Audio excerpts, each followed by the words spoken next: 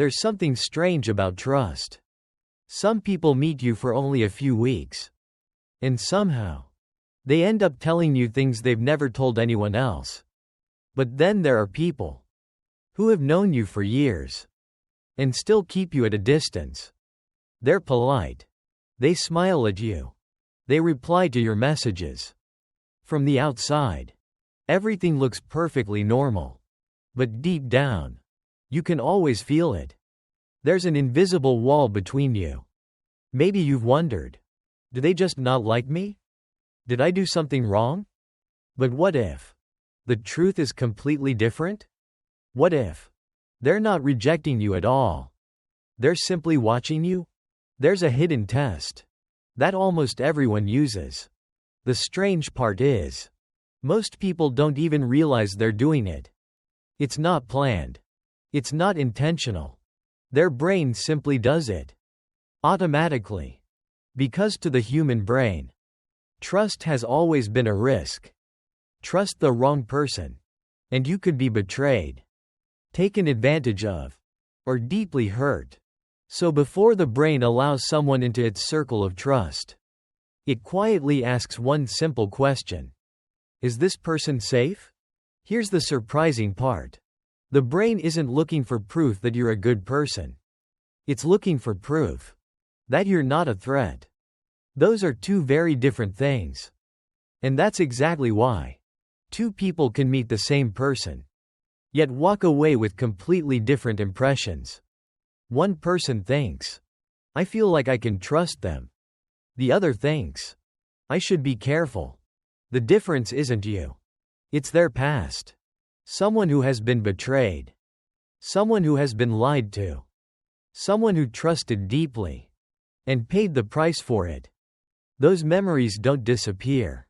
They quietly change the way the brain judges everyone who comes afterward. That's why, sometimes, the fact that someone doesn't trust you yet has very little to do with you. It has everything to do with what happened before they met you. But here's what makes this even more fascinating. The brain doesn't wait for months before making its first judgment. It starts evaluating you from the very first conversations. Not through questions. Not through promises. But through tiny details. So small that most people never notice them. And the very first hidden test has nothing to do with honesty. It has nothing to do with intelligence. It's something much simpler. Yet it's the one thing almost everyone overlooks. So, what is the first thing the brain is actually looking for? Most people believe it's honesty. It's not. Others think it's kindness. That's not it either. The first hidden test is consistency. Imagine meeting someone who is incredibly friendly. On the first day, they're warm.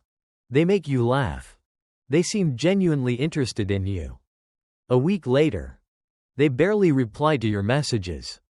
The next time you meet, they're friendly again. Then suddenly, they disappear for days. You begin asking yourself, what changed? The strange thing is, nothing may have changed at all. Maybe they're just busy. Maybe they're stressed. Maybe they're dealing with something in their own life.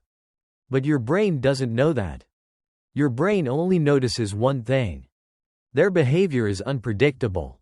And unpredictability creates uncertainty. The human brain has always associated uncertainty with potential danger. Because throughout human history, the things we couldn't predict were often the things that could hurt us. That's why consistency feels so powerful.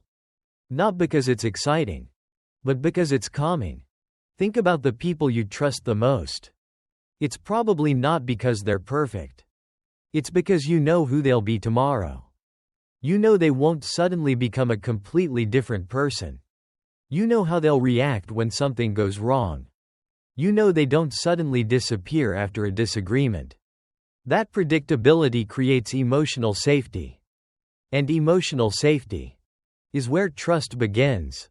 Here's what's fascinating. The brain doesn't measure consistency during life's biggest moments. It measures it during the smallest ones. How do you react when someone disagrees with you? How do you treat a waiter at a restaurant? How do you speak about people after they leave the room? How do you behave when you're under pressure?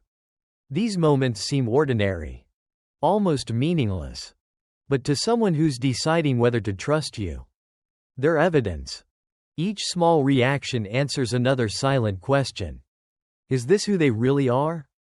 Or are they only pretending? That's why words rarely build trust. Anyone can say, "You can trust me." Anyone can promise loyalty. Anyone can act kind. For a few days. But patterns are much harder to fake.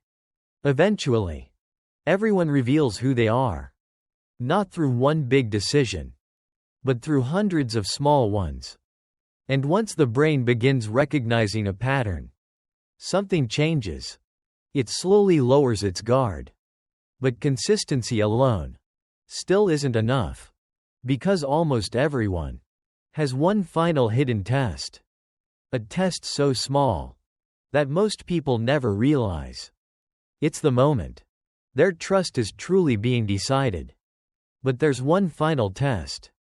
And unlike the first one, this test doesn't reveal who you are. It reveals whether you're safe enough to be trusted.